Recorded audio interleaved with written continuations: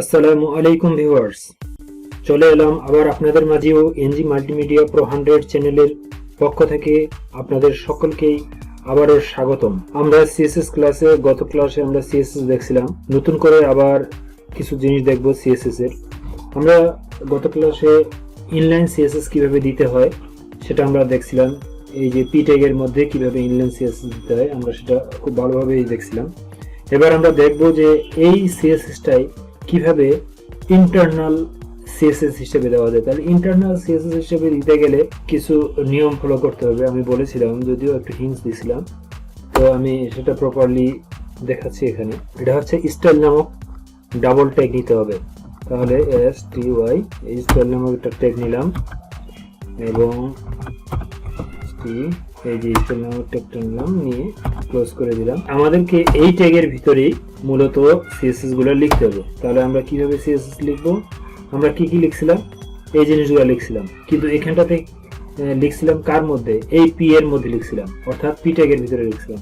তাহলে এখানটাতে আমাদেরকে চিনিয়ে দিতে হবে যে যার মধ্যে যাকে আমরা স্টাইল দেব তার ট্যাগটা লিখতে হবে, নাহলে তো চিনবে না। তাহলে এটা কি পি, আর এটা লেখার সিস্টেম হলো এই যে কার্লি ব্র্যাকেটের মধ্যে, এবং এটার স্ট্যান্ডার্ড রুল হলো এইভাবে দিয়ে আপনার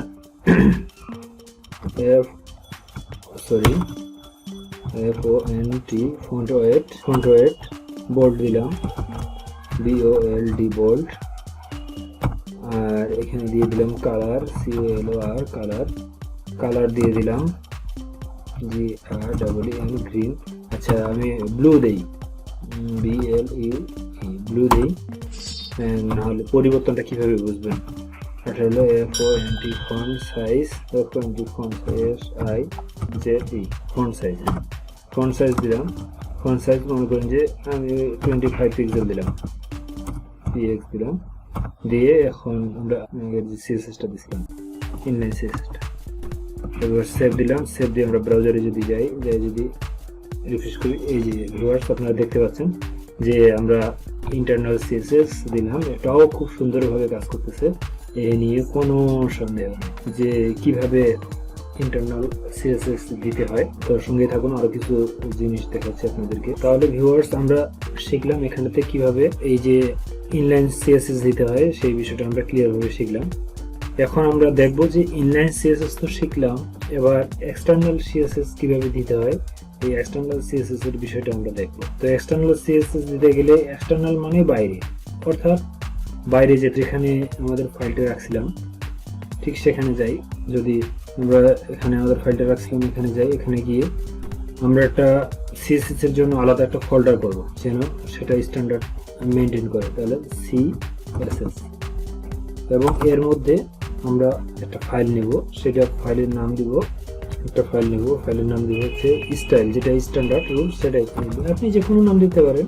আর এর এক্সটেনশন হবে CSS। আমাদের কাছে একটা পারমিশন চাইছে যে আমরা এটাকে পারমিশন দিব কিনা। ইয়েস, অবশ্যই পারমিশন দিব। এটা আমাদের CSS ফাইল। তাহলে CSS ফাইলে যে আছে পরিণত হয়ে গেল, এবং এটাও আমরা নোটপ্যাড দিয়ে ওপেন করব।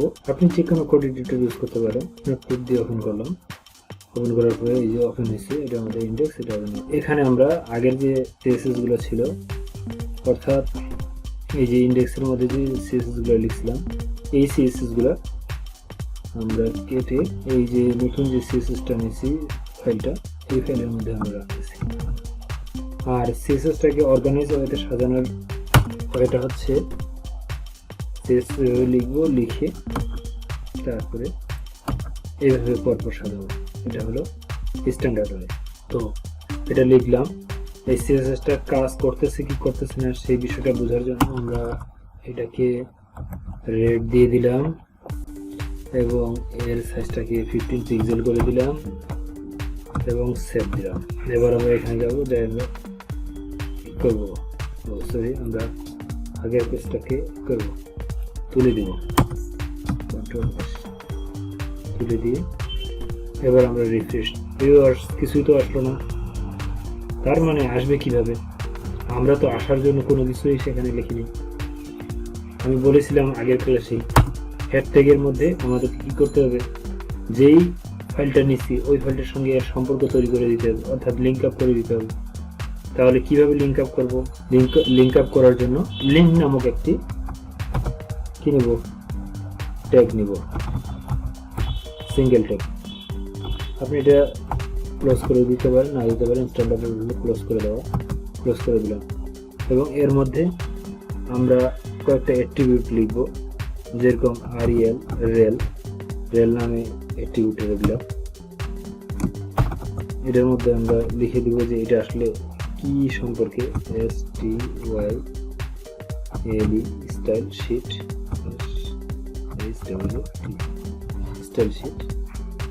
এবং এটার মধ্যে কি দেব, এই স্টেপ দেব লিঙ্ক আপ করার জন্য, আমরা আগে শিখছিলাম, তো দিয়ে দিলাম। এবং এই স্টেপের মধ্যে আমরা কি করব, আমাদের আগে প্রথমে ফোল্ডারের নাম দিয়েছিলাম CSS, তারপর ওর মধ্যে আমরা কি দিছিলাম, স্টাইল নামে একটা ফাইল, STYLE স্টাইল, আর এর এক্সটেনশনটা কি ছিল .css। ঠিক আছে কিনা আমরা একটু চেক করে নিই। এই যে স্টাইল, এই যে এখানটাতে দেখেন STYLE স্টাইল .css, আর এটার ফোল্ডার দেখি কাজ করে কিনা। যদি কাজ করে তাহলে আমাদেরটা ঠিক আছে, যদি কাজ না করে তাহলে ঠিক নেই। তো আমরা এখন চলে যাব ব্রাউজারে গিয়ে এটা রিফ্রেশ করব। কাজ করছে, তার মানে আমরা সাকসেসফুল ভাবে এক্সটার্নাল CSS কিভাবে কাজ করে সেই জিনিসটা আমরা এখানে সুন্দরভাবে বুঝতে পারছি। এবার ভিউয়ার্স, আমি ইন্সপেক্ট এলিমেন্টের কিছু মজাদার বিষয় দেখাই। সেটা হলো, যদি ইন্সপেক্ট এলিমেন্ট করার পরে আমরা যদি আমাদের লেফট সাইডে তাকাই, অর্থাৎ এই যে লেফট সাইডে হলো আমাদের এখানে বডিতে যে সকল এলিমেন্টসগুলো লিখি সেগুলো হলো লেফট সাইডে। তো এটা হলো আপনাদের লেফট সাইড, আর এটা হলো রাইট সাইডের মধ্যে CSS গুলো। এই যে CSS এর এখানে কালারগুলো দেখাচ্ছে। আমরা যদি CSS এর কালার যদি আমরা চেঞ্জ করে দেই, আমরা যদি এটা দেই তাহলে এটা হবে, যদি এটা দেই এটা হবে, যদি আমরা এটা দেই এটা হবে। যেইটা দেবো এখান থেকে আমরা কালার সুন্দরভাবে চেঞ্জ করতে পারবো, মানে কোনো সমস্যা নেই। যখন যেটা কালার দিতে চাই সেটা দিতে পারবো, যেভাবে দিতে পারবো। তো আমরা কালার দিয়ে দিলাম। কালার দেওয়ার পরে এখন কালারে কিন্তু কোড দেওয়া যায়, প্রত্যেকটা কালারের একটা করে কোড আছে। আমরা যদি এই কোডটাকে কপি করে আমাদের এখানে চেঞ্জ হয়েছে ঠিক আছে, কিন্তু যদি রিফ্রেশ দিই তাহলে কিন্তু চলে যাবে। তাহলে আমরা কি করব, আমাদের কোডে চলে যাব। কোডে গিয়ে আমরা যেখানে সিরিজটা লিখছিলাম, যে কালারের জায়গায় এখানে আমরা দেব প্রথমে হ্যাশটা কম্পালসারি, এবং তারপরে এই যে কালার কোডটা দিয়ে দিলাম, কন্ট্রোল হ্যাশ। এবার যদি আমরা এটাকে রিলোড দিই,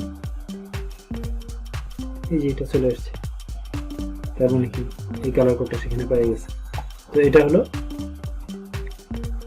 এক্সটার্নাল CSS। এভাবে যে হচ্ছে আমরা যখন ফুলফিল ডিজাইন করব, সেই ডিজাইনের সময় আমরা আসলে দেখব যে কিভাবে চেঞ্জ করে সেটাকে কত বেশি সুন্দর করা যায়, অ্যাট্রাকটিভ করা যায়।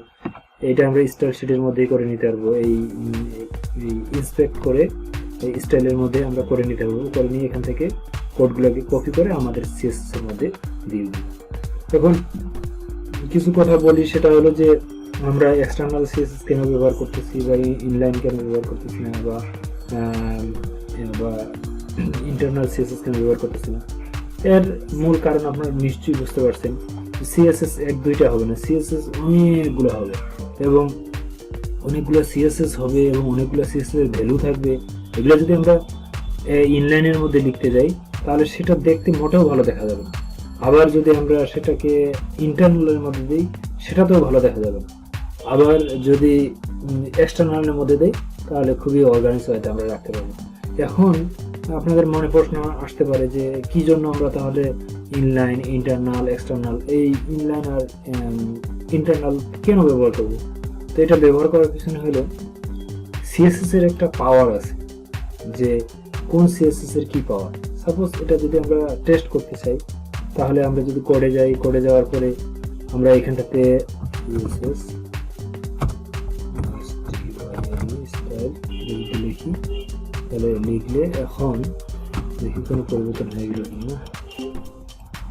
ঠিক আছে, এবার আমরা যাব এটাতে লিখলাম, এবার এই জায়গায় আমরা একটা স্টাইল ট্যাগ নিব, জাস্ট কোন সিএসএস কিরকম পাওয়ার সেই জিনিসটা বোঝার জন্য।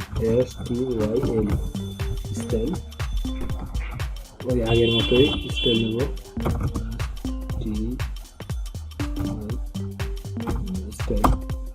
স্টাইল ট্যাগ নিলাম এবং এই স্টাইল ট্যাগের নিচে এখানটাতে আমরা একটা কালার দিই, COLOR দিলে অনেক কিছু দেওয়া যেতে পারে, তো আমরা শুধু জাস্ট কালার দিব, পি ট্যাগের মধ্যে একটা কালার দেব,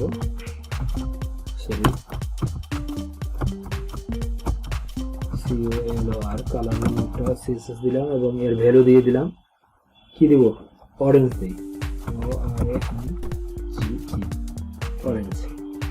অরেঞ্জ দিয়ে দিলাম। এবার যদি আমরা রিফ্রেশ করি তাহলে দেখি ওখানে দিছি এই কালার আর এখানে দিলাম এই কালার। এবার রিফ্রেশ করি, কি ব্যাপার, এখানে অরেঞ্জ হয়ে গেল কেন? হ্যাঁ, তাহলে ভিউয়ার্স আমি কি বুঝাতে চাচ্ছি যে এক্সটার্নাল সিএসএস থেকে ইনলাইন সিএসএস এর কি ক্ষমতা বেশি। সে যে আছে সে ওটাকে অমিট করে সে তার দেওয়া যে সিএসএস অর্থাৎ ইনলাইনের মধ্যে যে ইন্টারনালের মধ্যে দেওয়া যে সিএসএস সেটাকে সে পেয়ে গেছে। এবার আমরা একটু এই আমাদের এই ইনলাইনের মধ্যে একটু টেস্ট করি, স্টাইল নামক নিলাম।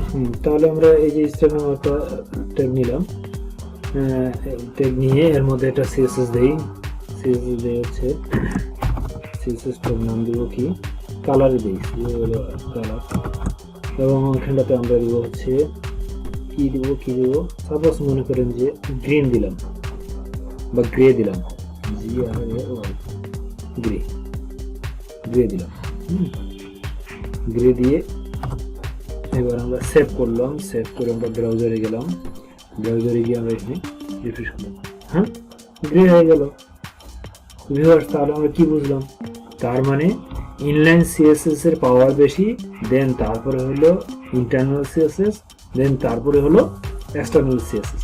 তাহলে এই যে সিএসএস এর যে কার ক্ষমতা বেশি সেই জিনিসটা আমরা এখানটাতে বুঝতে পারলাম, যে এখানটাতে সব থেকে বেশি উপরে আছে কে, সব থেকে মানে বেশি পাওয়ারফুল হলো ইনলাইন, যেটা সরাসরি কোডের মধ্যে লেখা হয়, তারপরে আছে ইন্টারনাল যেটা লেখা হয় হেড ট্যাগের মধ্যে, তারপরে হলো এক্সটার্নাল যেটা আমরা লিখছি কোথায়, যেটা আমরা লিখছি এই যে স্টাইল সিএসএস নামক ফোল্ডারের মধ্যে স্টাইল নামক একটা ফাইল নিয়ে। অর্থাৎ তাহলে বুঝতে পারলাম যে এইভাবে এদের পাওয়ার ডিক্লারেশন করা হয়। তো পাওয়ার আসলে দেখানো মূল বিষয় না, মূল বিষয় হলো যে এখানে প্রায়োরিটিটা কার বেশি, এই বিষয়টা বোঝার জন্য আমি আসলে এভাবে দেখাইলাম। তো ভিউয়ার্স আশা রাখি যে আপনারা বুঝতে পারছেন যে কীভাবে ইনলাইন, ইন্টারনাল এবং এক্সটার্নাল কীভাবে দিতে হয় এবং কিভাবে সেটা ইন্সপেক্ট এলিমেন্ট করে চেঞ্জ করা যায় এবং সেটাকে কিভাবে লিঙ্ক আপ করা যায়, আমি সবগুলো বিষয় এখানে দেখালাম। তো আশা রাখি আপনাদেরকে টিউটোরিয়ালটি ভালো লেগেছে। যদি ভালো লেগে থাকে তাহলে অবশ্যই লাইক এবং কমেন্টস করবেন, আমাকে জানাবেন, উৎসাহ দিবেন যেন আমি পরবর্তীতে আরও আপনাদের ভালোভাবে বোঝাতে পারি এবং সেই উৎসাহ আমার মধ্যেও চলে আসে।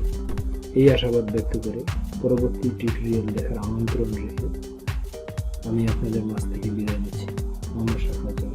আসসালামু আলাইকুম ওয়া রাহমাতুল্লাহি ওয়া বারাকাতুহু।